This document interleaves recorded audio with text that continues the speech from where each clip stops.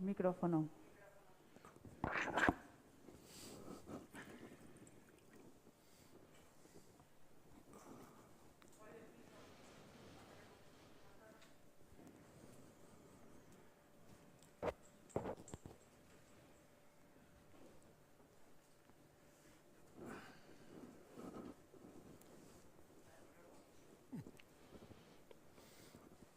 Te vas a caer.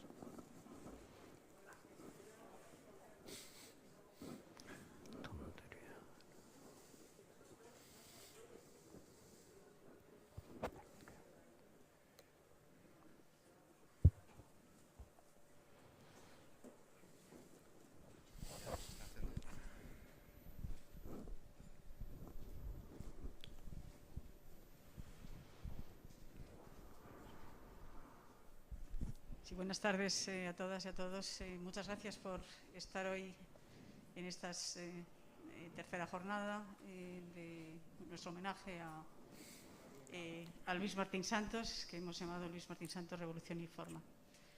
Enseguida tendremos a nuestros invitados de hoy, pero hoy hemos visto estos días las tres dimensiones fundamentales de Luis Martín Santos.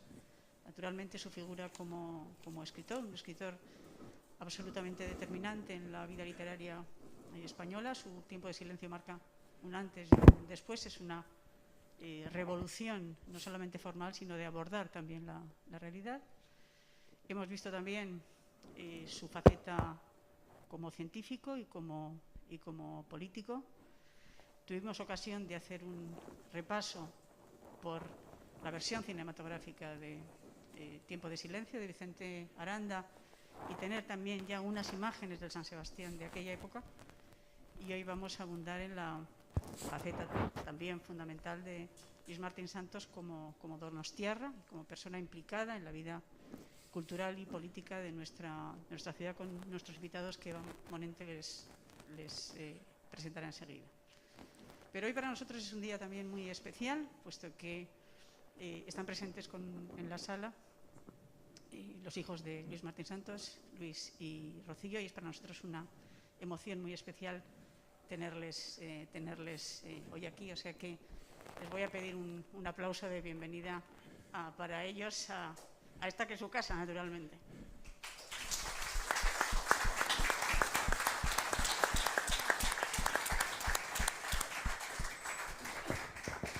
A ustedes agradecerles su fidelidad, también a las personas que nos están viendo en streaming desde del otro lado de la cámara, y naturalmente al Departamento de Cultura de la Diputación Foral de Guipúzcoa y naturalmente a su diputado, Arkaitz Millán, que está con nosotros, y también a Koldo Michelena por acoger estas jornadas, por concebir estas jornadas, también a su director, Pachi Presa, que está en algún sitio allí.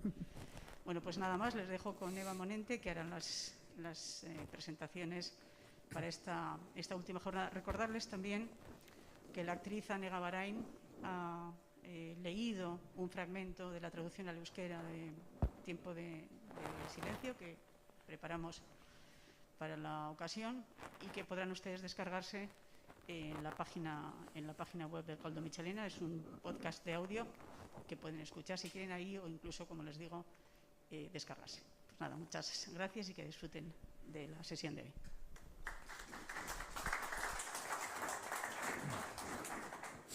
Gracias, Luisa. Bueno, la verdad es que reconstruir la vida cotidiana de Luis Martín Santos en la San Sebastián de mitad del siglo XX es sin duda retratar una época de nuestra ciudad. Fue un gran escritor, fue un reconocido psiquiatra y también un político comprometido. Pero también fue un hombre sociable, un auténtico relaciones públicas que supo desenvolverse bien en la alta burguesía donostiarra. Y en esta faceta vamos a tratar de ahondar hoy con Javier Mina, autor del libro De paseo por el San Sebastián de Luis Martín Santos. ¿Qué tal, Javier? Bienvenido. Muy bien, gracias. Y con Ángel García Ronda, es presidente del Ateneo Guipuzcoano, uno de los locales, entre muchos otros, como enseguida veremos, que frecuentó nuestro protagonista y a quien además, Ángel, creo que usted tuvo el placer de conocer en persona. ¿Qué tal? Sí. Cuando yo era muy joven, él también lo era, porque desgraciadamente nunca dejó de serlo, ¿no? pero sí, lo conocí desde muy joven y yo, pues, en fin, lo escuchaba más bien que hablaba. Hoy hablo mucho más, pero entonces escuchaba sobre todo. ¿Qué diría usted de Luis Martín Santos? ¿Qué puedo decir? Bueno, lo recuerdo como una persona, primero, de una gran personalidad, ¿verdad? Que se encontraba, ¿cómo voy a decir?, cómodo en cualquier sitio donde estaba, como si él fuera de allí. Y lo recuerdo también con una prédica casi, porque creo que tenía mucho de orador casi sagrado. Muchas veces estaba siempre se aprendía, ¿no?, escuchándolo. Yo pienso sobre todo, claro, quienes estábamos todavía, que éramos muy jóvenes y no teníamos muchos conocimientos de nada, ¿no? Y además lo hacía no solamente con una gran dicción muy clara, sino con una expresión fonética y sintáctica perfecta, ¿no? Era muy claro de entender, salvo, claro, podía haber palabras que él utilizaba, palabras cultas que a lo mejor no llegaban o por lo menos no estaba, porque estaba muy al día, yo creo, de muchas cosas, ¿no? En ciencia, en literatura, etc. Y yo lo recuerdo así, lo recuerdo como un hombre de una gran personalidad, que atraía en cuanto, en fin, se le pedía que hablase o tomaba él la palabra o lo que sea, ya enseguida le estaba uno escuchando atentamente. Sí, hombre, yo, abundando sobre eso, hay un testimonio de Jorge Oteiza, que no tenían mucho en común, pero Jorge Oteiza le hace un retrato precisamente en esa línea. Dice, se levantaba, clavaba los ojos en el infinito y empezaba a hablar, daba un discurso perfecto sin mirar nunca una sola línea. Todo lo hacía de memoria y, bueno, con una capacidad de expresión y de convicción bastante fuerte, ¿no? Y algún testigo también, que yo sé que está por aquí entre el público, también venía a decir lo mismo, ¿no? Una persona de gran prestancia. Javier Ángel, es verdad que encontramos pocas referencias sobre San Sebastián en los libros de Luis Martín Santos, y eso que Donosti fue la ciudad donde creció y donde desarrolló la mayor parte de su corta vida. No se entiende la vida de Luis Martín Santos sin San Sebastián. Sí, es verdad. Y que yo sepa, la única mención que aparece en Tiempo de Silencio es a Ondarreta, que era la playa que él iba de chavalito, y dice, cuando describe el Café Gijón, dice, el Café Gijón era una Ondarreta de cuerpos, no sé qué, bueno, es larga y una cosa muy bien traída, ¿no? Pero yo creo que es la única. Luego sí que es verdad que para la siguiente, para el Tiempo de Destrucción, pues estuvo entrevistándose con el juez de Tolosa, por un caso de un asesinato que hubo. Parece ser que había algo también en el mundo de la pelota ahí en ese proyecto, pero ¿A qué creen que puede deberse que no encontremos prácticamente referencias en algunas de las obras de Luis Martín Santos a esta ciudad? Hombre, yo pienso, bueno, no sé, yo creo que es muy normal, porque en principio, claro, es que no le dio ni tiempo en fin, a abarcar todos sus intereses, incluso geográficos, ¿no? Pero claro, es que además sus años en los que va gestando, en los que va enterándose de literatura, porque indudablemente leyó muchísimo y bien, quiero decir, bien desde el punto de vista de analizar, ¿no? Eso es muy claro, y eso lo sabía muy bien también un colega suyo, un colega de letras, porque era ingeniero, sin embargo, era Juan Benet. Entonces, pero él, quiero decir que conoció fundamentalmente Madrid, porque en realidad en Madrid es donde se gestó su personalidad, independientemente de que aquí lo que tenía es su sociedad, la propia sociedad suya estaba aquí. Pero, sin embargo, es en Madrid donde da esa obra que es Tiempo de Silencio, que es su obra fundamental literariamente, ¿verdad? A saber lo que hubiera sido, ¿no?, posteriormente. Pero aquí lo que escribió, claro, es que cuando dice, no, es que no hace referencias aquí, es que, claro, su otro libro, que es Libertad, Temporalidad y Transferencia en el psicoanálisis existencial, un título de esos, pues, en fin, un título profesional, ¿no? Pues realmente, claro, lo que trata es de lo que trata, ¿no? Que da lo mismo para aquí que para otro sitio, en fin, que indaga en el psicoanálisis, ¿no? Y además tenía ya escrito un libro de poesía que se titula Grana Gris y que bueno, es un libro de juventud, siempre fue joven, claro. Es un libro de juventud, y tampoco es que hace referencias estrictas aquí, porque bueno, si son unos poemas también amorosos y otros, bueno, pues lo mismo puede referirse aquí que a otro lugar cualquiera. Y la segunda novela, como Javier Mina ya ha apuntado ahora, pues claro, ya estaba incardinada, por lo menos muy cerca de aquí, en lo que se habla del asesinato aquel de Tolosa, y bueno, y era normal, y probablemente pues si hubiera permanecido aquí otros 10 años, pues seguramente hubiera, en fin, sobre esta sociedad algo hubiera tenido como... Hay que tener en cuenta que él lo que tenía en la cabeza con Tiempo de silencio era en realidad una trilogía, que además obedecía un poco su concepción del mundo como eso, la tesis, la antítesis de la síntesis. Él lo llamaba de otra manera, pero bueno. Entonces, esa segunda novela, es lo que dice Ángel, no sabemos.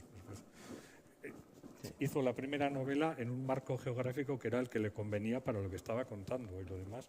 Y para la segunda o la tercera, pues ya jugar a política, bueno, a ciencia ficción, pensar si hubiera habido o no. En fin, no sé. Hay alguna referencia al mar en esos poemas, hablando de Lea, pero no... Sí, probablemente...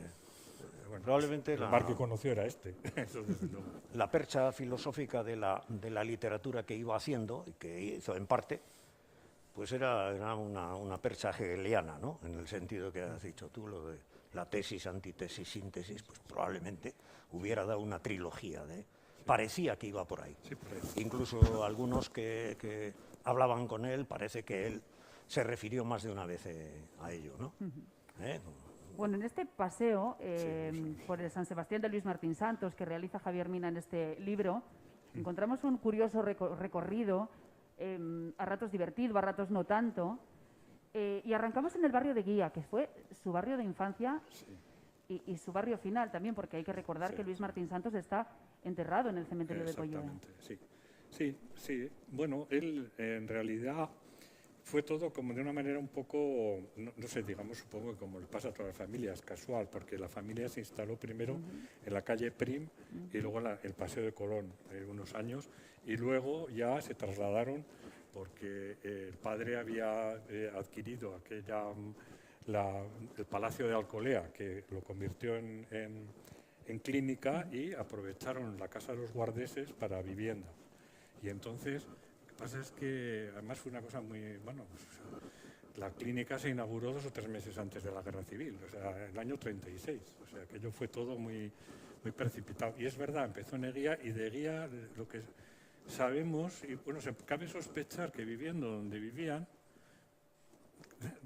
dominaban el río Urumea, y seguro que de allá un chaval ya con unos añitos...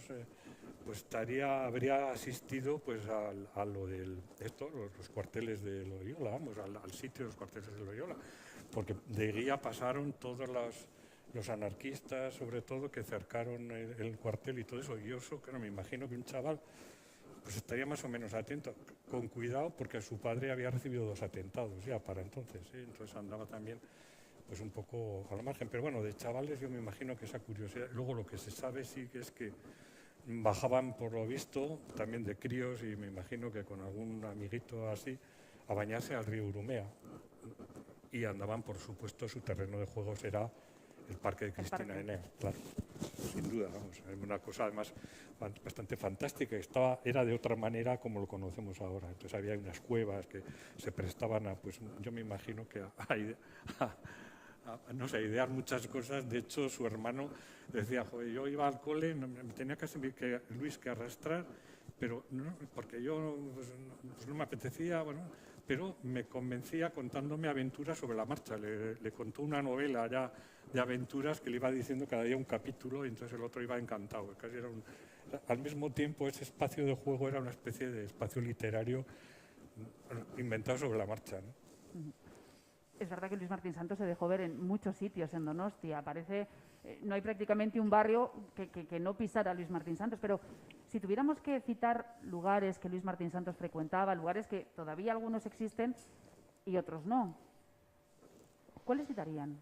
No sé, aparte de este que Guía, que era un extrarradio, en realidad Guía hasta unos bastantes años después de la guerra civil, pues permaneció como un extrarradio y la prueba es que estaba allí el cementerio, quiere decir, que estaba muy cerquita del cementerio y los cementerios siempre se han alejado del casco urbano normalmente, ¿no?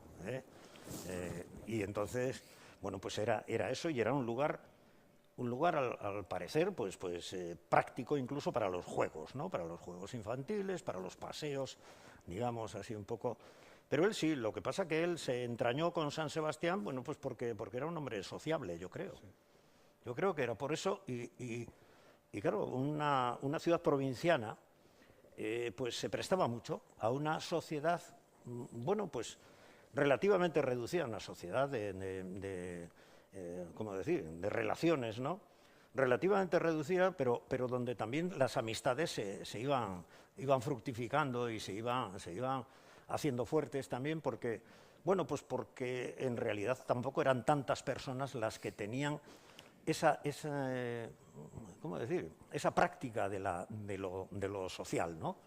Y entonces eran pues grupos determinados y que casi todos estaban o en un cierto bienestar económico y además en unos conocimientos culturales, etcétera, y de instrucción pues bastante altos. O sea, y era pues lo que casi siempre en las ciudades que hemos podido conocer, las ciudades españolas, unas antes y otras después, pues han tenido, ¿no? Y esto era lo que era, porque claro, al fin y al cabo era un hombre, no había un porcentaje tan alto de gentes que iban a la universidad y que obtenían un título superior, ¿no? Y menos todavía que además tenían un cierto acceso también a lugares como era el que su padre fuera el fundador de la clínica, ¿no? De la clínica a la que se dio su nombre, su apellido, vamos. Y entonces, pues bueno, por allí pasaban todos y seguramente pues toda la gente que tenía en San Sebastián un cierto nivel y además tenía alguna enfermedad que pudiera curarse allí, pues iba allí, ¿no? Aparte de que el padre fue el que fue director del Hospital Mola, sí, que fue el hospital más conocido en San Sebastián, nada, de inmediato de la Guerra Civil, ¿no? Durante la Guerra Civil ya, pero sobre todo después de la Guerra Civil, donde iban no solamente militares, sino civiles también, ¿eh? Lo hemos conocido ahí. Hoy son juzgados, los juzgados esos de Atocha, ¿no? Sí. Hombre, yo creo que si se puede hablar, hay un centro gravitacional o gravitatorio que es el entorno de la avenida, el centro de Donosti. Ahí, bueno, hay que tener en cuenta que hay una serie de cafés que, bueno, pues que fueron desapareciendo o han ido desapareciendo. Creo que no queda ninguno. Queda uno que es la Avenida 21, que era el antiguo Dover, pero todo lo demás se ha ido reciclando. El Basque también, ¿no? Es el Basque, pero eso ya está bueno, en la esquina. No, porque ahí lo interesante es que, vamos a ver, había... es que además es un punto neurálgico primero, porque en el Café Mónaco, que estaba cerca del Café Madrid, o sea, yendo a la playa a la izquierda, ahí había unas tertulias diarias todos los días, bueno, diarias, claro, todos los días, pero en dos sesiones. Una del café, la tertulia del café, que era pues, bueno, pues más abierta, y luego la tertulia literaria, que empezaba a la tarde, y ahí es donde estaba Luis Martín Santos. En esa tertulia iba, y también allá lo vio Jorge González Aranguren, habla de esa tertulia, él lo conoció allá, y también habla en el mismo sentido que la presentaba Ángel antes, ¿no? Y luego, por supuesto, están los dos cafés que marcan, bueno, la gran decepción de Luis, ¿no? Que es en el Café Madrid se iba a dar el premio Pío Baroja un 8 de abril. Iba a ser un acto, bueno, estaban todas las autoridades civiles y militares invitadas. Estaban todos los medios que hubiera, incluso la televisión que podía haber entonces, pero estaba ya. Y había, para presentar la cosa, incluso una Miss Europa que era de San Sebastián, Y entonces, bueno, pues estaban allá, allá iba a ser el acto, se habían reunido en casa del promotor de Naval, y lo que pasa es que allá, bueno, vinieron dos personajes de Madrid con los nombres del ganador del premio y no, bueno, consiguieron reventar la cosa, o sea, consiguieron que aquello no se decidiera, no hubiera un fallo, que se declarara esto, porque se habían dado cuenta que iba a ganar Martín Santos, y entonces el problema que tenían es que era socialista, aquello estaba muy mal visto, entonces no podía ganar él, entonces bueno, aquello acabó así, y él estaba siguiéndolo todo desde el café de enfrente, desde el Gaviria. Es allá donde fueron a decirle lo que había pasado, etcétera. Bueno, quiero decir que hay por lo menos esos tres, más luego el Vázquez, que solía ir también allá a tomar los aperitivos y eso, y vivió en la avenida. Estuvo 7 años, del 51 al 58, viviendo, bueno, en la avenida calle Idiáquez, esquina con la avenida, número 12, tenía ya vivienda y consulta. O sea, es un poco... Causó revuelo en la ciudad, aquella no entrega política del primer premio de novela, Pío Baroja. Sí, hubo revuelo, hubo, como se decía, algaradas. Sí, hubo gente que protestó airadamente. Sí. Pero bueno, además fue totalmente, bueno, aparte de injusto, por supuesto, porque era seguramente el mejor libro que habría, porque los otros no estaban comprometidos con nadie, aquel libro pues les pareció que era el ganador. Aparte de eso, pues fue un absoluto fiasco, porque encima a los organizadores del premio les multaron por causar desórdenes públicos. Y el dinero que iba del premio desierto, que podía ser para una siguiente convocatoria, se fue en esa multa y otra por no sé qué, que también les metieron, y ya que ellos sacaba el premio Pío Baroja, que era más, esto, ¿no? No hubo más. Y eso fue un 8 de abril del 61. Se han celebrado, ahora han cumplido los 60 años de que acabó la novela y la presentó al premio. Hablábamos de ese centro neurálgico que fue la zona de la avenida. ¿Por dónde siguieron otros pasos de Luis Martín Santos en San Sebastián? Yo creo que casi todo estaba centrado ahí. La avenida Parte Vieja, sí, porque en la Parte Vieja estaba, en la Plaza de la Trinidad, estaba la Asociación Artística, que era entrada, era una parte del Museo de San Telmo, daba ya la Plaza de la Trinidad. El Museo de San Telmo, como saben, es la Plaza de Zuloaga, está ahí su fachada, etcétera. Y la parte más, podemos decir, occidental del Museo de San Telmo, pues, y entrando por la Plaza de la Trinidad, estaba allí la Asociación Artística de Guipúzcoa, que, bueno, que estaba frecuentada fundamentalmente por artistas plásticos y donde también, pues a partir de un cierto momento, se empezaron a dar conferencias, no solamente de artes plásticas, sino de otras, de otros temas. Y entonces, pues bueno, esto era muy frecuentado por Luis Martín Santos y por otros inquietas gentes de la cultura, o por lo menos que estaban interesados por ella.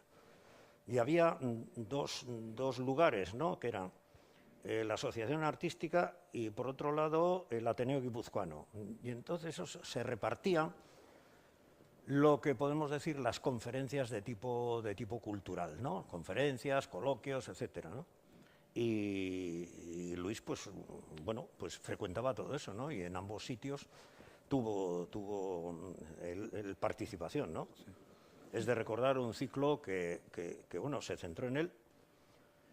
Quiero decir, porque fue el que dio las 3 conferencias, 2 de las cuales recuerdo perfectamente, bueno, perfectamente, ya lejanamente, pero creo que habré sacado a lo largo de mi vida bastantes ideas de esas 2 conferencias, porque fueron espléndidas y además que acertaban mucho en lo que luego, sobre todo, uno conoció, ¿no? Digo luego porque ya había leído a los 2 escritores de los que trató, el que fueron Edgar Allan Poe y Franz Kafka. Y entonces hizo una disección de ambos, en la cual estaba también sus conocimientos como psicólogo, psiquiatra y psicoanalista. Y entonces, como destripó, podemos decir así, a los 2 escritores en lo que era más hondo, más escondido quizá, Y yo lo recuerdo perfectamente y creo que todos, y aquí yo veo a alguien que estuvo allí también, yo no sé si serán muchos los que están aquí porque los veo más jóvenes, ¿no? Los que pudieron estar allí con un conocimiento, quizá habían nacido, pero algunos ya nos conocemos aquí. Y lo recuerdan siempre, porque fueron unas conferencias, pero vamos, señeras, ¿no? Que, en fin, que dieron... Y claro, pues naturalmente eso pasó inadvertido desde el punto de vista público, que yo no sé si algo pondría en los periódicos, que por entonces el más importante era La Voz de España, el Diario Vasco apenas tenía muy pocos lectores, y bueno, y yo creo que lo del premio, aludiendo al premio que tú has dicho, a mí me parece que tenía varias cosas en contra, ¿no? Una, la de que Luis Martín Santos era, bueno, quien pasaba por ser, no tenía ningún título en eso, pero pasaba por ser el que podría haber sido secretario del Partido Socialista por entonces. Claro, naturalmente en el exilio unos, en la clandestinidad de otros, pues que era un poco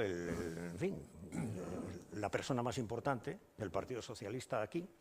Y además el premio tenía el nombre de Pío Baroja, que era un escritor que no sé por qué también, o sea, muchas veces yo creo que por cuestiones religiosas más que políticas tenía la enemistad de una parte de los que marcaban o llevaban la batuta del pensamiento social, ¿no? De lo que había que pensar. Y por lo demás creo que no hubo, porque después la novela no tuvo ningún problema desde el punto de vista de censura en España, y era el 62 cuando sale, y la verdad es que ya entonces había libros que fueron bastante tachados y tal, ¿no? Y sin embargo, no, la novela era suficientemente compleja desde el punto de vista de la expresión como para que le concediese una importancia peligrosa, ¿no? Sí. Claro, claro, es así. Pues, ¿por qué? Porque tenía la influencia de algunos de los escritores más importantes del siglo XX en el sentido de esa complejidad que se alejaba un poco de la claridad, por lo menos para quienes ya pues leían corrientemente la claridad del siglo XIX, ¿no? de la novela del siglo XIX. Pues esta ya tenía muchos aspectos que eran... ¿Podría haber sido una novela censurada en aquellos tiempos, creen? ¿Perdón? Si podría haber llegado a ser una novela censurada en aquellos tiempos. Yo creo que le quitaron algunas páginas, ¿eh? Creo que 20 sí, páginas.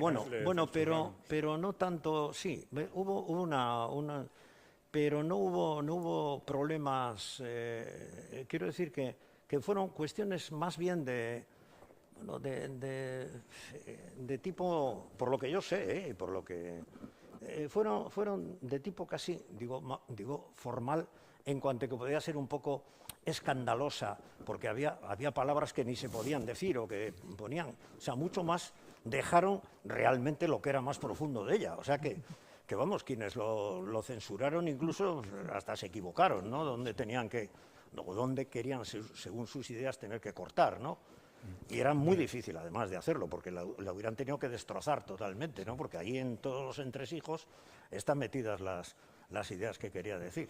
Claro, era suficientemente difícil la novela, suficientemente difícil como para que pudiese dar importancia. Realmente, o sea, pues seguramente no había mucha gente que solo tuviera la primera enseñanza y que leyera la novela, ¿no? O sea, eso por supuesto, ¿no? Sí, a mí me gustaría volver... Era un asunto por fastidiar, yo creo, por lo que se cortó. Por lo que se cortó, quiero decir que se quitaron páginas o tuvieron... Sí, pero él no protestó excesivamente por ello, entiendo, si alguien me puede controvertir, yo creo que lo sustancial, todo lo sustancial permaneció. Sí, no, quería decir un poco que al hilo de...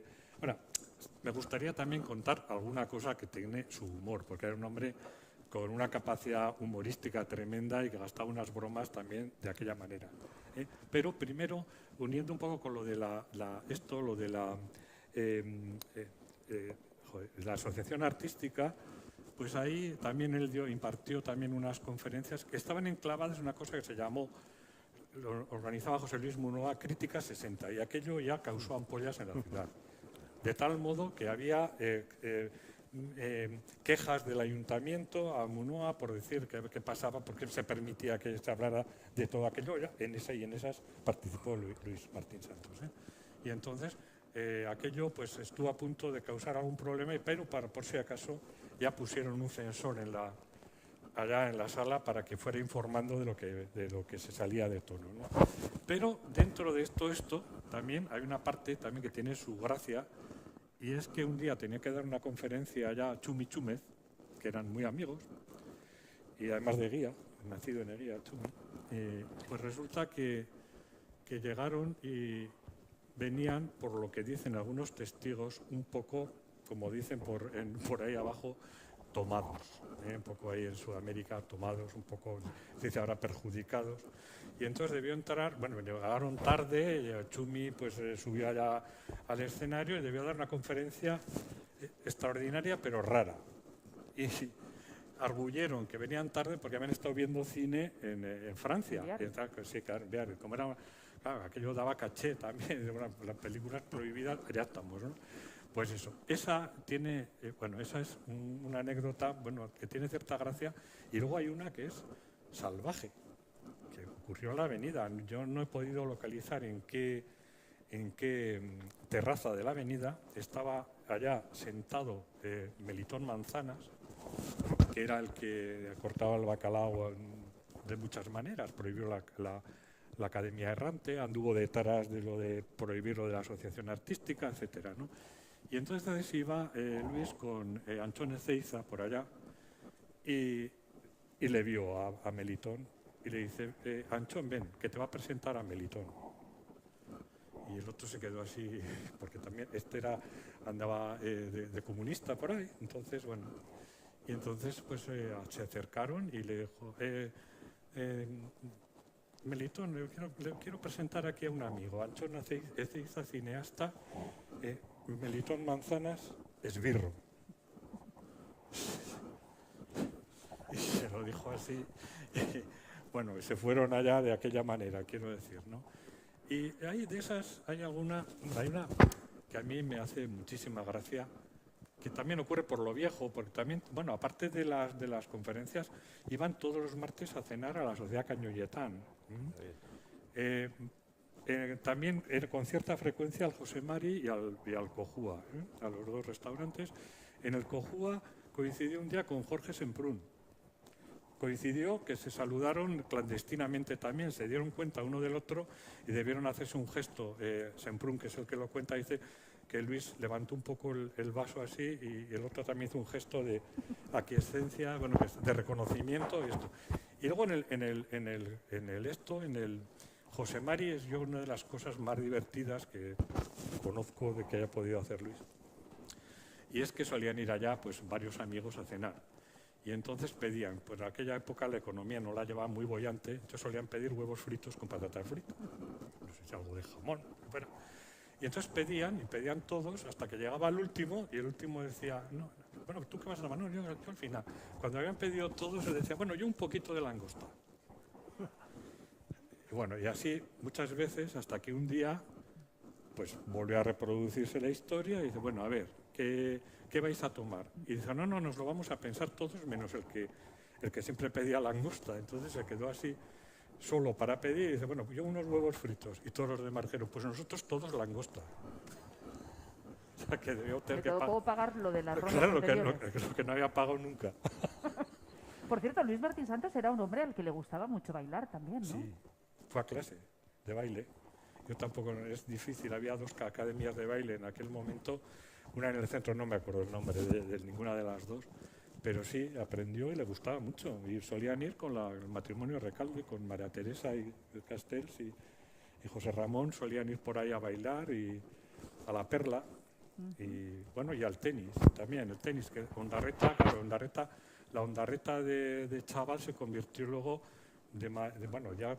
cuando era ya adulto, pues de la Ondarreta del tenis. Allá pues frecuentaban aquello para bailar y demás, y eso, sí.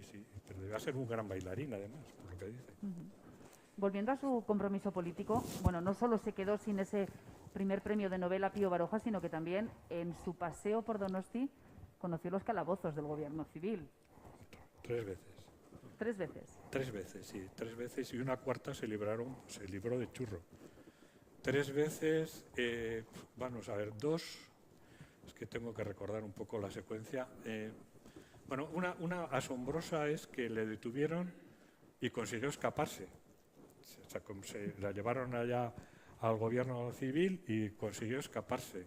Entonces debió salir corriendo hacia el río, debió atravesar allá pues por donde está el UTG, por allá, que entonces no estaba, pero bueno, por allá, por aquella zona, llegó a casa, debía llover, dice que entró por una gabardina, entonces estaba la policía esperándole allá y lo volvieron a coger. Luego otra vez lo cogieron, pero se lo llevaron ya a Carabanchel. Y allá estuvo ya unos cuantos meses, coincidió que él entonces iba a presentar a una cátedra en Salamanca y iba esposado a los exámenes que había, vamos. Y bueno, pero ¿cómo sería que los policías que iban con él, cuando volvía, le jaleaban? Ha estado usted muy bien, don Luis, ha estado usted magnífico. Eso fue. Y luego una tercera que era asombrosa también, que les pillaron en Pamplona porque era una cosa muy rara. Fueron a Masa a comer, a tomar copas, a Pamplona para ir a Oaxaca a ver Románico. Y entonces, cuando estaban allá en Pamplona, apareció la policía y los cogieron. Pero se quedaron sorprendidos porque estaba Benet, estaba Urcola, creo que era, sí, Urcola, estaba, no me acuerdo quién, sí, Peña Ganchegui, y estaba él. Entonces, por lo menos esos 4, y un quinto, ¿no? Y Machín Barrena, Alberto Machín Barrena, que es al que le cogieron, que salió algo por el coche, lo cogieron, entraron a por todos, pero se quedaron estupefactos porque no cuadraba la categoría, digamos, social de los que tenían allá adelante. Uno era psiquiatra, el otro era arquitecto, el otro era ingeniero de caminos, el otro es que telefonearon a Madrid a ver qué pasaba con ellos, que que sí, que son esos. Nada, los cogieron, pero los soltaron creo que a Bennett y a él porque no tenían nada, pero ese es ese libro. Y luego pero también estuvo en los calabozos otra vez. Decía antes Ángel García Ronda que, sobre todo, Luis Martín Santos fue un hombre sociable, un hombre que además supo desenvolverse bien entre la alta burguesía donostiarra. ¿Quién fue su círculo de amigos? Ha salido aquí el nombre de Chumi Chúmez, de José Ramón Recalde, de Anchón Ezeiza. ¿Quién fue su grupo de amigos aquí en San Sebastián? Pues bueno, esos mismos, y hubo alguien que era otro político, que era Enrique Múgica Arzó. Enrique Múgica Arzó, que fue el que me presentó a mí a Luis Martín Santos, porque a mí me había conocido Enrique Múgica por otros, que he dicho, oye, este puede ser interesante para conquistarlo aquí para el Partido Comunista, o se conoce que me vieron con ganas, no sé por qué, no tenía ganas culturales yo sobre todo, y políticas pues sí, desde un punto de vista más teórico que otra cosa, ¿no? Pero el caso es que un día un amigo me presenta a Enrique Múgica, bueno, ¿por qué no vamos? Y entonces teníamos unas tertulias en el Café Madrid precisamente todos los sábados a primera hora de la tarde, y allí pues nos daban doctrina, ¿no? Allí repartía Enrique Múgica doctrina. Bueno, escuchábamos, unos fueron conquistados, otros no lo fuimos, desde luego, y hasta a mí me parecía que el que la impartía pues tampoco era, bueno, pues no sé, no me parecía muy acorde con lo que a él le gustaba, con sus gustos, ¿no? Por cierto, otro lector infatigable, Enrique Múgica Arzó. Y bueno, y un día, uno de tantos, en San Sebastián, yendo donde nos podíamos encontrar más fácilmente, en cuanto que ellos tenían unas relaciones sociales. Primero, Luis Martín Santos tenía 15 años o 16 más que yo, ¿no? Bueno, entonces, pues claro, no podía, mis relaciones sociales no hubieran podido ser, ni la clase tan siquiera a la que pertenecía, pues no era, es decir, que no podían ser más que ese tipo de relaciones, ¿no? Las culturales.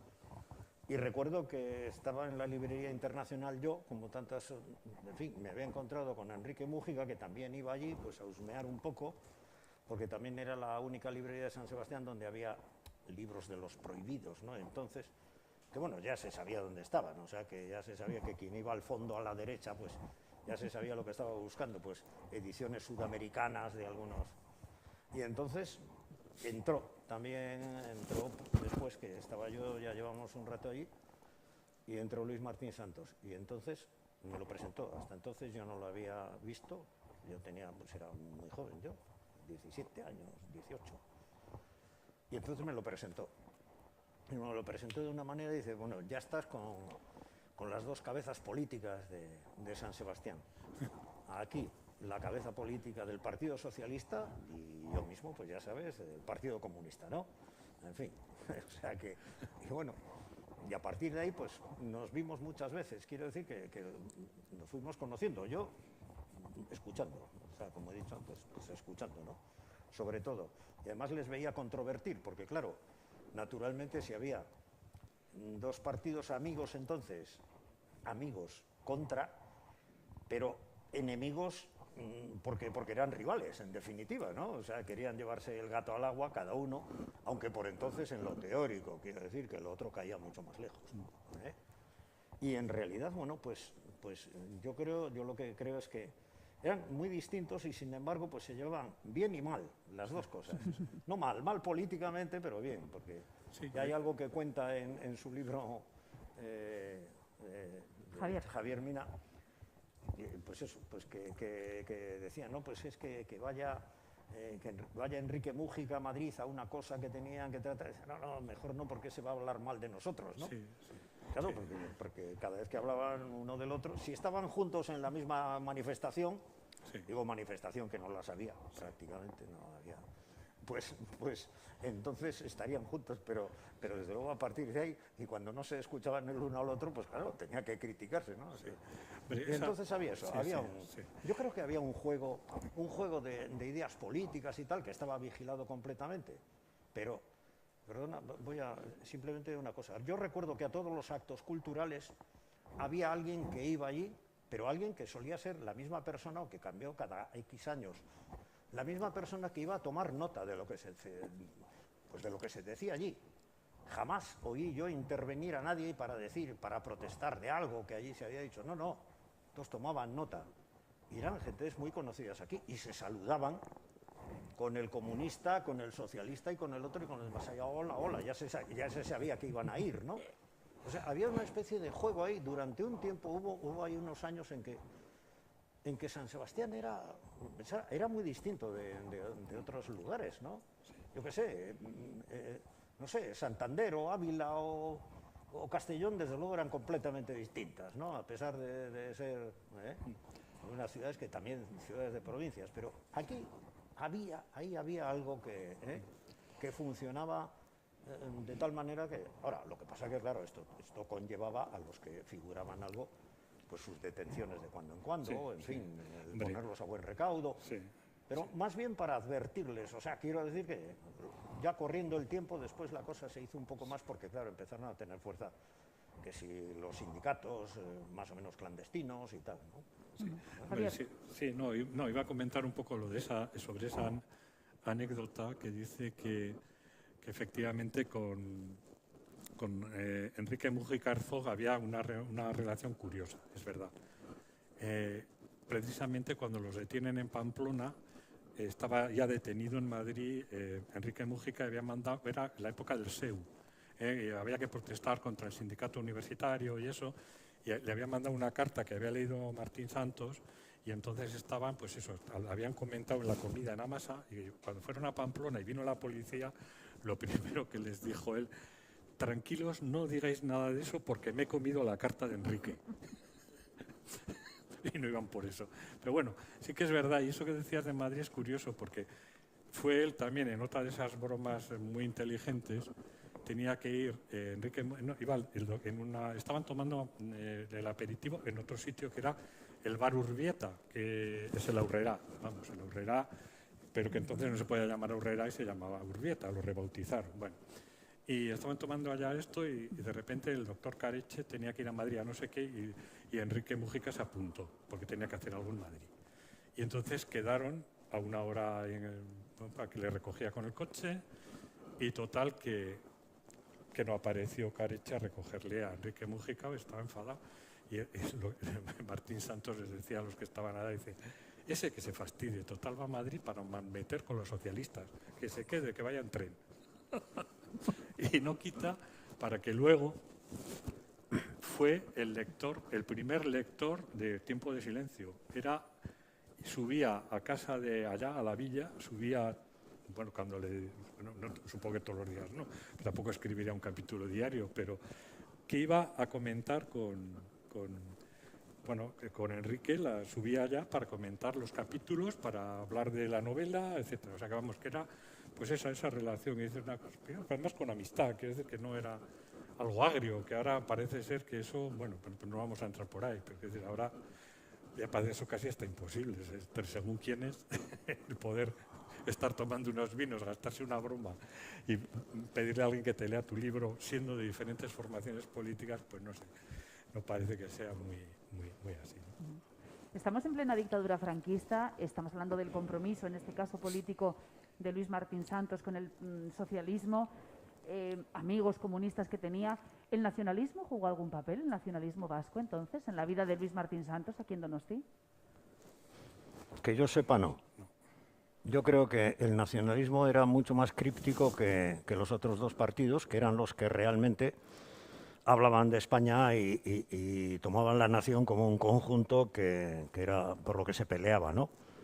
Yo creo que en ese sentido, pues el nacionalismo fue más astuto, por decir así, y en fin, y quedó un poco al margen, aunque ya sabíamos que estaba represaliado también como los demás, ¿no? Pero quiero decir que ellos llevaban por otro lado las cuestiones. Y además, bueno, pues no sé, que coincidían en el Urbieta, precisamente. Sí, claro, en el Aurrera. Como has dicho tú al principio, era una sociedad pequeña, entonces todo el que tenía ciertas inquietudes y demás cosas coincidían, pero sí que es verdad.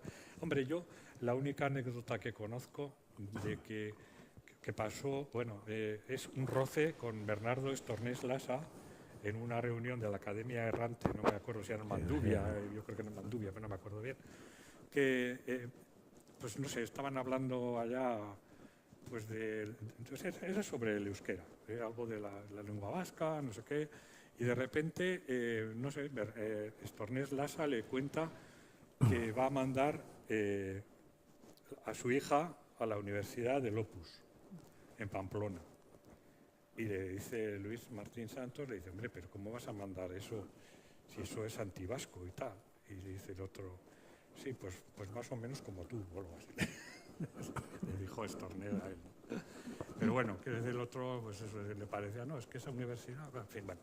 Yo es la única, bueno, yo no sé, yo tampoco tengo y leyendo, vamos, yo para hacer el libro me leía a mucha gente y no me suena que hubiera...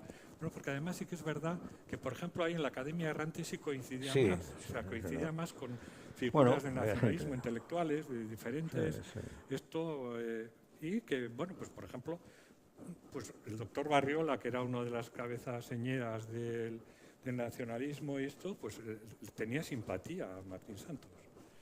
Y eso sí que es verdad que alguien, no me acuerdo quién decía, que solía asistir, parece como que asistiera a esas reuniones de la Academia Errante, Martín Santos, como si fuera un antropólogo. Es decir, que estaba ya pues, guardando las formas, evidentemente, manteniendo unas conversaciones, bueno, una actitud pues, normal y coloquial y a veces de altura, pues también pues... ¿no? Pero vamos, que no parecía como que estuviera muy identificado con aquello. O sea, bueno, yo creo que es que Luis Martín Santos no era un hombre sectario.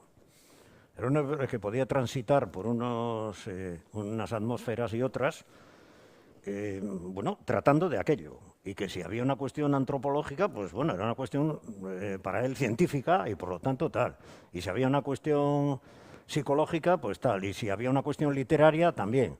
Quiero decir que no tenía nada de sectario, yo por lo menos nunca le noté sectario, porque sí le interesaban todas las cuestiones del pensamiento. O sea, en realidad, él hubiera, bueno, lo que pasa que la estirpe, en fin, familiar, como médicos y tal, todo esto, pues supongo que le indujo a eso.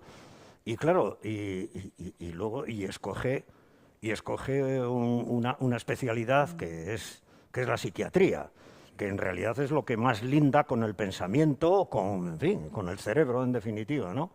¿Eh? Y yo creo que es porque él tenía mucha alma de filósofo y de literato, pero que además eso, transitaba distintas atmósferas, distintos terrenos, y bueno, porque estaba interesado por todos ellos. Sí. Claro, ¿cuál es una de las cuestiones que nunca podremos saber por dónde se hubiera decantado, hacia dónde hubiera ido, si hubiera sido un médico famosísimo o hubiera sido bueno, pues un literato de primera y que entonces, pues depende, o hubiera mantenido ese equilibrio entre unos intereses y otros, ¿no? Que es parece a lo que iba entonces, lo que tenía. Es decir, estaba interesado por todo lo que fuese pensamiento, y ideas. Eso era visible, ¿no? Sí. Y además incluso por escribir, Sí, sí. porque ella escribió, como he dicho antes, poesía, escribe novela, escribe La tesis de doctoral. psiquiatría. La tesis Claro. doctoral. Sí, sí. Entonces Sí, bueno... hombre, sí que había una raya que también tiene otra anécdota famosa, que se celebraba ¿cómo que era? Un aniversario del Lendakari. ¿Cuándo? No me acuerdo de qué era. El primer Lendakari. No me acuerdo con qué motivo. Vale, de era, José Antonio Aguirre, Sí, pero no me acuerdo, no sé qué. El funeral. El funeral, el era funeral, el funeral, ¿no? eso, era el funeral, que se celebró en el Buen Pastor. Sí, en Buen Pastor, Y entonces había unos señoritingos ahí, bueno, fascistas, bueno, sencillamente, estaban con unas barras de hierro y al que no cantaba el cara al sol no le dejaban entrar, le amenazaban. Y entonces creo que estaba también con el Ceiza, sí, los dos, se acercaron por allá y se quedó plantado delante de uno de aquellos energúmenos, Luis, y dice, hombre, fulanito, te veo mal, ¿eh? Oye, pero, chico, espera un poco, ¿por qué no te vienes el lunes por la consulta? Esto hay que tratarlo, porque no...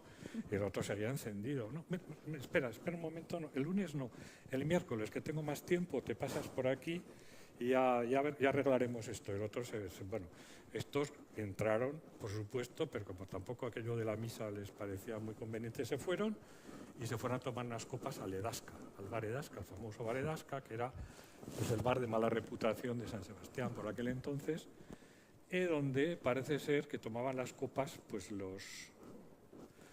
algunos próceres con sus queridas. Entonces va y cuando están allá entra el energúmeno con una señorita que no era su esposa. Entonces les vio y salió corriendo para que... Bueno, lo de la Iglesia no le gustaba mucho, de hecho, ya a punto de morir, él quiso que se cumpliera su última voluntad. Él dijo que era ateo y que no quería saber nada de la extrema unción, ¿no? Sí. Sí, entonces lo que pasa es que luego, claro, la familia se vio confrontada a aquello de que no podían enterrarlo en un cementerio, tenía que ser en lo que había antes, no me acuerdo cómo lo llamaban, aquella parte de un cementerio, el cementerio civil, creo que llamaban. Sí, que no era en sagrado, sí, ¿no? que era como prácticamente una especie de fosa común, prácticamente, ¿no? Entonces, parece ser que maniobraron alguna trampa. Unos dicen que fueron las propias monjas que trabajaban en la clínica y otros que alguien de Vitoria hicieron ahí para que el capellán, en el primer caso, firmara como que hubiera tenido una especie de iluminación al final de sus días, ¿no? Pero bueno, simplemente fue una argucia de que idearon entre los amigos para que pudieran enterrarle en un sitio que se pudiera ir a visitar. Bueno, Tiempo de Silencio sin duda ha dejado una huella en la evolución de la literatura del siglo XX. Si ustedes tuvieran que decir qué huella dejó Luis Martín Santos aquí en San Sebastián. Pues lamentablemente poca. Yo creo que... No ha sido una persona reconocida como se merece. No. O sea, basta ver un poco la historia de la ciudad y ver a quién se ha reconocido muy por encima y con muchísimos menos méritos que él. Sé que hay una plaza, la Plaza Martín Santos en Eguía, pero los caballeretes y caballeretas que andan por allá la han rebautizado como Plaza Berry. Sí, extraoficialmente, pero ya nadie dice que va a la Plaza Luis Martín Santos, no va a Plaza Berry. La Plaza Berry me parece que se ha sido muy injusto. No, sí, ya digo, o sea, yo creo que gente con muchísima... Bueno, para una persona que murió tan joven y que fue deslumbrante lo que hizo, bueno, pues yo creo que hubiera merecido mayor reconocimiento que el que se le ha... Bueno, ahora pues hombre, estas cosas se está recuperando, quiero decir cosas, pero la ciudad como tal yo no la veo muy comprometida, no sé cómo lo ves. No, yo creo que está clarísimo. Hay una cuestión política importante, y es que él no era de la política que ha venido prevaleciendo, y ya está. Quiero decir que haber venido prevaleciendo popularmente, porque claro, la otra parte que podría haber sido popular, pues entre unos y otros la taparon, ¿no? Unos de manera oficial y otros, o sea, oponiéndose a lo oficial, pero queriendo ser otra oficialidad, como ya vemos, ¿no? Bueno, entonces, bueno, pues ha quedado ahí en una situación de sí, es interesante, dice, pero no tanto para nosotros. Pero es por el sectarismo, si es que no hay, o sea, es decir, porque perfectamente puede ser un hombre recordado, y aquí lo estamos recordando, ¿no?, como alguien que independientemente de ninguna bandería política, independientemente incluso de sus ideas en ese terreno, tenía que ser reconocido, al margen de cualquier otra cosa, pero, en fin, seguramente algunos querían que hubiese pensado de otra manera también en lo político, ¿no? Pero bueno, yo creo que era un hombre libre, era un hombre libre, y además porque los muchos conocimientos yo creo que hacen libre siempre, ¿eh? Te dejen o no te dejen, y si no lo puedes decir al aire y en público, pues dices las cosas en privado y se va difundiendo también, ¿no? Y entonces era un hombre fundamentalmente libre, por ser un pensamiento libre. Y además conciliador, porque era una persona que hablaba con todo el mundo. No, que sí. Que eso hay que tenerlo en cuenta, que era cualquier cosa menos sectario. Que no tenía eso, que no tenía nada de fanático ni de sectario, ¿no? Y se producía, pero vamos, de una manera totalmente... Sí, iba además allá donde le llamaban, pues con una disponibilidad para hablar de sus temas. Efectivamente, entonces no se podían dar mítines políticos, obviamente, pero bueno, sesgadamente se hablaba también en público de Y yo creo que, bueno, que podía estar, pues eso, está muy bien que tenga una plaza, pero que no la... Que no se la rebautice, pues está bien. O sea, eso es un horror. Vamos, a mí me da el tiempo de silencio se ha prolongado un poco más de lo debido, quizá, ¿no? Exactamente, el tiempo de silencio se le ha aplicado a él también. Ya sabemos que sí, y aquí estamos, pues unas cuantas personas, y hasta desde un punto de vista de quienes, bueno, pues están aquí y tienen algo que decir públicamente, pues lo reconocen. Pero no cabe duda que no hay popularidad, una popularidad, no porque fuese nada populachero, por supuesto, porque indudablemente estaba en un nivel X, pero sí que tenía que haber tenido un reconocimiento, pero indudablemente, o sea, y claro, esto es sorprendente. Sí.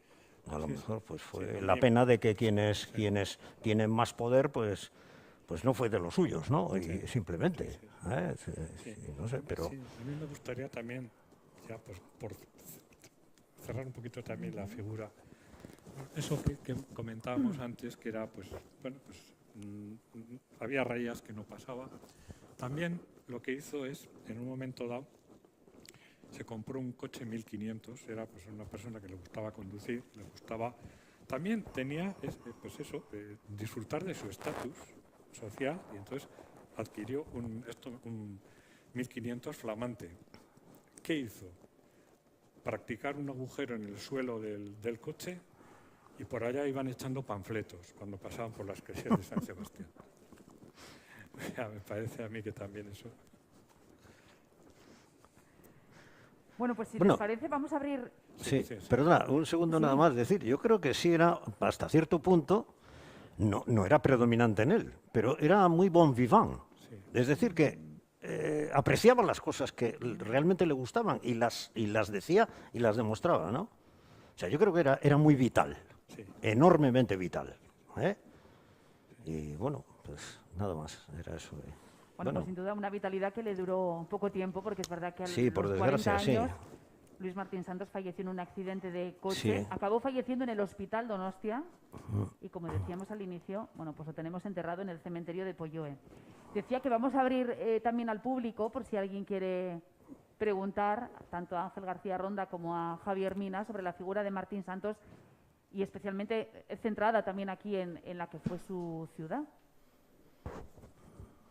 Creo que hay un micrófono. Sí.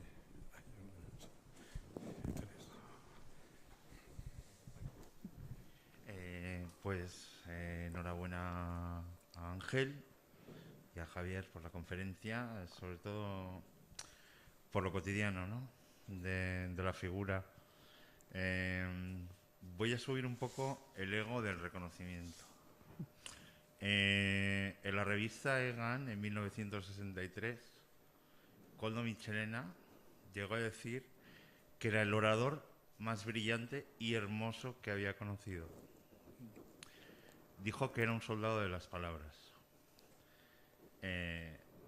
Hubo nacionalistas que sí tuvieron contacto con Luis Martín Santos y así lo reconocieron. Probablemente hay algo de rabia, como dice Javier, pero esas palabras ahí quedan. Gracias. Gracias.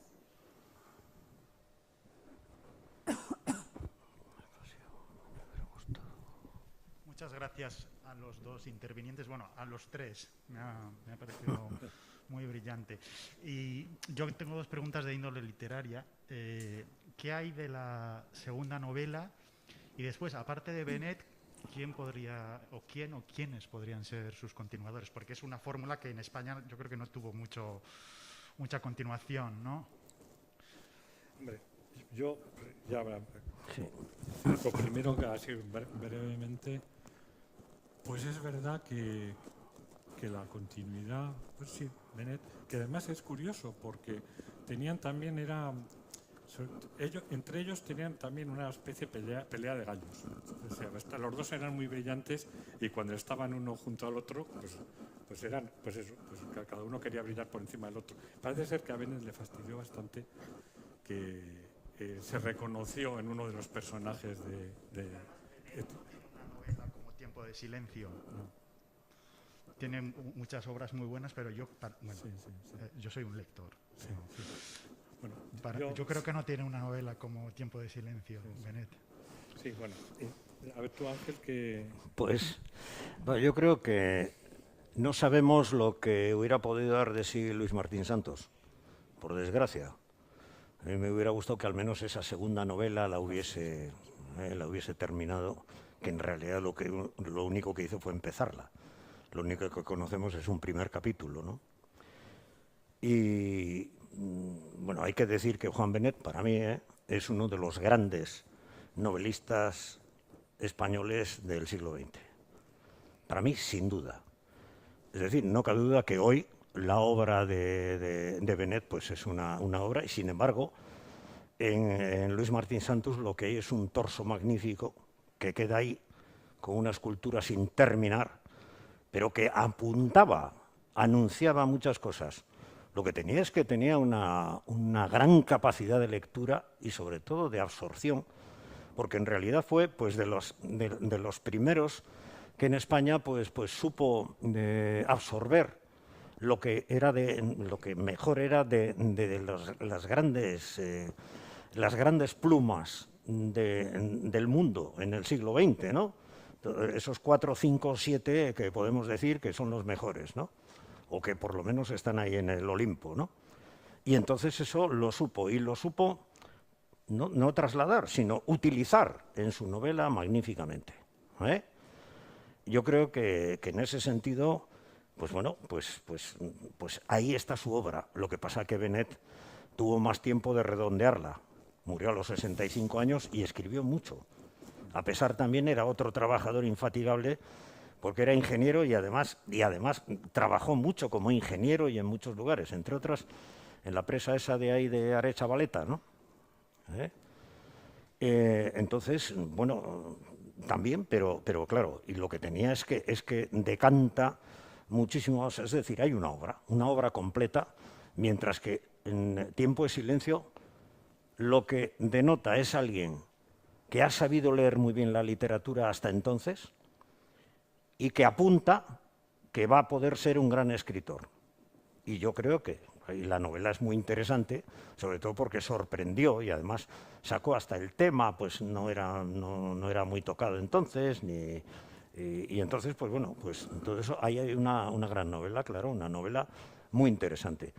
Pero Joan Benet, que era muy amigo de él, Joan Benet era 3 años más joven que él, era muy buen amigo de él porque habían estado en Madrid estudiando juntos y habían estado incluso en algunas pensiones, en la misma pensión, ¿no?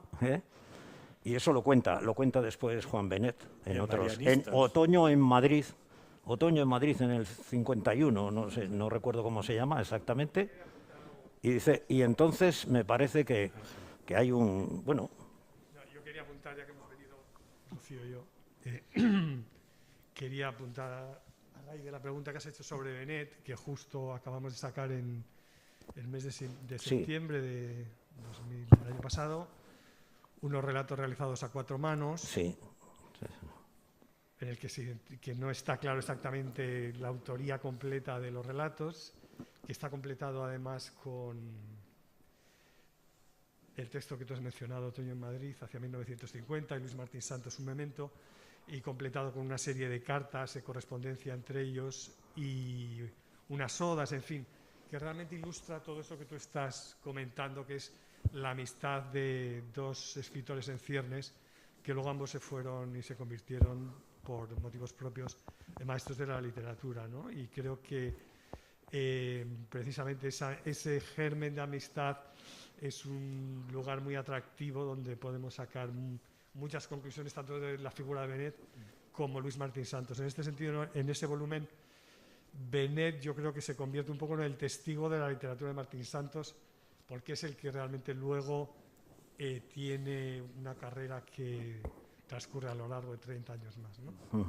O sea que es un volumen que aprovecho para recomendar a todos si no lo habéis leído. Sí, es un libro que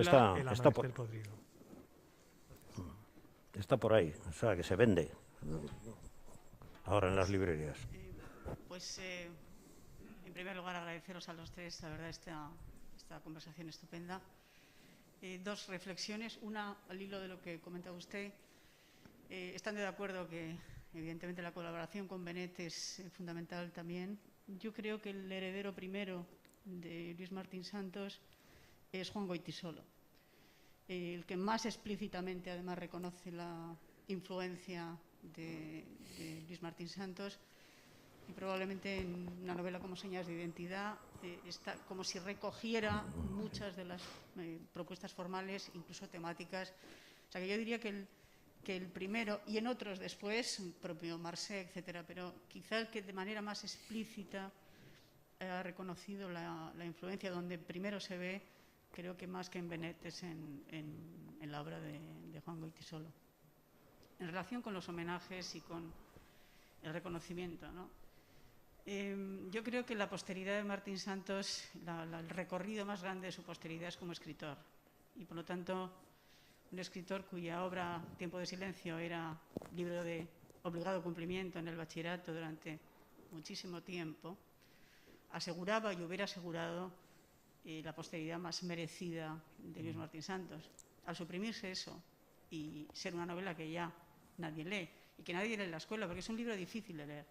Por lo tanto, yo creo que el mejor homenaje que se le puede hacer a Martín Santos es leer y tratar de que se devuelva a las instancias educativas esa novela que, insisto, fue un político importante, fue un médico y un científico importante, pero lo que entiendo que asegura su posteridad es su figura como escritor. Entonces, la pregunta que os quiero lanzar, hemos hablado del Martín Santos donostiarra, pero también en la incorporación, como decía Ángel, de la literatura europea, de gente tan importante como Joyce y otros, el Nouveau Roman, etcétera, y también el pensamiento alemán en su trabajo como investigador, etcétera. si nos podéis hablar un poco también de la dimensión cosmopolita de Luis Martín Santos. Sí. Tú puedes hablar. No, sí. No, simplemente quería, en fin, quería unirme a esa apreciación acerca de Luis Goytisolo, digo, de Juan Goytisolo, sobre señas de identidad. Es evidente que tiene una influencia de Tiempo de Silencio, y yo creo que lo que queda es más artificiosa la novela de Juan Goytisolo. Con todo, la de Luis Martín Santos, bueno, ahí, ¿cómo decir?, hay más frescura. En señas de identidad sí, pero bueno, pues es así y ya está, ¿no? Luego Juan Goytisolo, pues, deriva por muchos otros campos y fue un escritor importante, pero quiero decir que en la comparación a mí me parece que gana Tiempo de Silencio, pero que es evidente que influye sobre señas de identidad, ¿no? Sobre el cosmopolitismo, bueno, se sabe que pocos días antes creo que el día 18, o sea, él murió el día de San Sebastián, el día 18 en televisión, la televisión francesa se mostró muy elogiosa de Tiempo de Silencio. Se hizo un elogio que no sabemos si él llegó a enterarse o no. Porque él estaba de viaje, había aprovechado precisamente los días de fiesta seguramente para documentarse para la segunda novela. Había ido a Salamanca, por ahí, creo que era así, unas tierras, unas cosas, con su padre. Eso por un lado. Por otro lado, sí, hay una anécdota chocante con Mary McCarthy, porque coincidieron en Madrid. Y entonces no parece que Mary McCarthy hubiera leído la novela de Martín Santos, pero sin embargo se muestra algo irónica, por decirlo suavemente, no con Martín Santos, sino un poco con la generación de la gente que estaba allá en el coloquio aquel que se organizó en el Hotel Suecia. Entonces, ella viene a decir que estos españoles están escribiendo ahora en una especie de mezcla de realismo a ultranza, de la vieja usanza decimonónico, y del Nouveau Roman, como queriendo hacer una síntesis de eso, y a ella le parecía que no era de recibo. Lo dice así. Entonces sí que es fácil que, bueno, pero es, claro, se pone uno a pensar y evidentemente en Tiempo de Silencio necesita, bueno, y esa idea que tenía él de la literatura y del pensamiento, tiene que ser forzosamente, tiene que haber algo de realismo, tiene que estar anclada en problemas del momento para poder solucionarlos, que seguramente lo solucionaría en el tercer volumen con la síntesis, ¿no? Yo sepa esas dos, en su momento, quiero decir, mientras él estaba en vida, luego, bueno, evidentemente tuvo más proyección y más, pero vamos, que yo sepa esas dos cosas son lo... Se ha dicho aquí, digo por si hay personas que no han leído la novela, se ha hablado de la dificultad. Evidentemente no es Alejandro Dumas, que es un genio, no, pero bueno, es otra manera. Quiero decir, pero dentro de esa manera, es la opinión de un lector, dentro de la manera, podríamos decir, jamesiana de los dos, de Henry y de Joyce, y faulkneriana, a mí me parece de las más abordables. O sea que yo la leí en el bachillerato y es verdad que una vez que se vence la primera resistencia, otras novelas a mí en esa manera, vamos a decir, me han costado mucho más. Es una novela, yo creo que, siguiendo con este paralelismo, para mí Luis Martín Santos es el más genial y Benet quizás el más interesante, ¿no? Porque también le dio más tiempo. Pero genialidad, no sé, yo no creo que haya habido un escritor tan brillante, ¿no? En ese sentido. Sí, que acierte con su primera novela, vamos, porque también eso es así, porque tampoco había ningún trabajo previo, no descartó otras novelas o que se sepa. Entonces él lo que hace es eso, brilla con la primera que escribe. Sí. Bueno, ante todo agradeceros vuestro trabajo y vuestras grandes ideas que habéis transmitido y recuerdos de Luis Martín Santos. Yo me acuerdo mucho de él, lo siento vivo, porque estoy siempre acordándome de las conferencias que dio en la Asociación Artística, en la Plaza de la Trinidad, en locales del Museo de San Telmo. Estaba allí el estudio de cultural de dibujo, pero luego estaba el salón de actos. Y allí le estoy viendo a Luis Martín Santos erguido, firme, hablando sin ningún papel ni cosas a su alrededor, con una fluidez y una luminosidad extraordinarias. Y le estoy viendo siempre vivo. Ahora, nuevamente, ha revivido, absolutamente. Me pareció siempre magnífica aquella conferencia y, por supuesto, todo su trabajo en los 3 ámbitos, en el político, en el psiquiátrico y luego en el cultural literario, que son las 3 grandes bases de él. Yo, pues sencillamente aplauso por esta organización de estos actos y renovar el recuerdo de Luis Martín Santos. Y voy a decir ahora una cosa muy brevemente, pero algo que siempre me ha inquietado. Y he encontrado siempre una similitud de cosas del suceso terrible de la muerte de Luis Martín Santos. Luis Martín Santos nace en Marruecos, en Larache. Su padre era general allí en las fuerzas españolas. Y entonces luego, en un momento dado, pues ya se vienen aquí al país, a San Sebastián, etcétera, y luego va discurriendo su vida y su biografía, breve, brillantísima. Pero en paralelo a la situación de Marruecos, resulta que allí, en Argelia, en Modovi, hay otro personaje singularísimo, que es Albert Camus. Camus, ¿no? Albert Camus. Marcel Camus. Bueno, y uno y otro pues vuelven a sus, digamos, patrias. Uno a París y el otro viene aquí. Y lo terrible es que uno y otro, siendo muy jóvenes, perecen en unos accidentes de automóvil. Es algo que siempre me produce a mí una terrible inquietud. Camus un poquito mayor, yo soy casi 47 años, pero 47.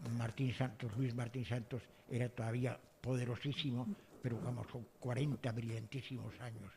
Pero yo nunca me quito de la cabeza ese recuerdo. Y no lo entiendo además, pero hay una similitud que le hace que sean como vidas paralelas. Punto, no nada más. Sí. Sí. ¿Puedes hablar? Ah, sí. Bueno, no, pero era por si acaso tenía alguien antes. Bueno, en cuanto a ese apunte sobre Mary McCarthy, bueno, eso forma parte de la absoluta creencia en sí mismos de los anglosajones cuando se trata de literatura, ¿no? Y dice, esto ya lo... Y seguramente sin haberlo leído, le leerían alguna frase de él, ¿no? Y bueno, pues muy bien, dejémosla con eso, ya no está tampoco ella, ¿no? Sí quería, porque lo he recordado, ¿no? Y que lo he llevado siempre, que yo tengo una anécdota en cuanto al libro. Yo compré la primera edición de Tiempo de Silencio. Primera edición, cuando salió en 6 Barral, compré la primera edición. Lo leí, el libro lo leí, iba a decir rápidamente, no quise leerlo rápidamente, lo leí gustosamente y bueno, y al cabo de 15 días o 20 días lo tenía leído, etc. Y luego, pues resulta que un amigo mío, que es amigo todavía y que fue compañero mío de clase, me dijo a ver si se lo prestaba para leerlo. Y se lo presté, con tan mala fortuna que hizo un viaje este amigo y se dejó el libro en el tren. No me lo han devuelto todavía. O sea que, y claro, era la primera edición, porque entonces los que éramos, en fin, pues todavía unos chavales, se puede decir, pues realmente, bueno, pues nos interesó mucho, ¿no? El libro, en cuanto estuvo al alcance, pues lo compramos, ¿no? Y tuve esa mala fortuna. Ahora tengo una edición completamente distinta, o 2 ediciones completamente distintas, pero lo he recordado siempre. Es una de las pérdidas que recuerdo, ¿no? Porque bueno, porque tiene un valor, ¿no? La primera edición, pues tendría. Sí. La hubiera traído aquí si lo hubiera tenido, ¿no? Sí. No, a mí sí me recuerda esto de los libros que se nos ha olvidado comentar también uno de los sitios a los que iba y en el que fue jurado el primer premio que hizo el lugar aquel era Espelunca, la cueva que habían montado en la librería Ramos que era sitio de encuentro de, bueno, de diferentes Sí, intelectuales y artistas, y le tocó a Martín Santos hacer de jurado del primer premio de Espelunca que se convocó allá. Calle Idiáquez. Y eso, también. y entonces hay una anécdota muy graciosa No, calle. con Santiago Izarna, que también en Ramos tenían pues los libros pues más o menos también estaban los prohibidos por aquí y por allá. Sí, Y entonces Espelunca era de lo que la Ramos. costumbre del lugar era que el que primero los cogía eran para él, o sea, ya no se reservaban. Entonces, un día había apartado Santiago Izarna unos libros y fue a coger algún otro más, y en ese momento vio que Luis Martín Santos iba por allá a coger los libros que él había apartado, y le dijo, no, que estos son míos. Y bueno, ya, porque es una anécdota graciosa, pero eso, si esa competencia, ese gusto por los libros... Eso era en la calle Vergara. En la calle Vergara. Espelunca lo habían montado las hermanas Ramos Sí, en la librería que tenían Eso en es, la eso calle es. Vergara, sí. Eso es. Enfrente. Era en la otra acera y había que bajar allí. Sí, que ardió. Ardió Sí, y sí. se llevó unos dibujos de este caballero. Unas ilustraciones que había hecho, no me Sí, acuerdo de tendrá. qué libro, Sí. y se quemaron los originales. En Espelunca, ¿no? Bueno, ya te lo contaré luego. Sí, con estos chismes es difícil hablar. Sí, ¿Alguna pregunta más? ¿No? ¿Preguntas no sé si o algún- ¿O no comentarios? preguntas? O preguntas o respuestas.